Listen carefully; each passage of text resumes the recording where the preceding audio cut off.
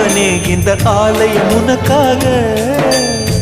வானில் ஒரு புயல் மழை வந்தால் அழகே என்னை எங்கனம் காப்பாய். கண்ணே உன்னை என் கண்ணில் வைத்து இமைகள் எனும் கதவுகள் அடைப்பேன். சத்தியமாகுமா?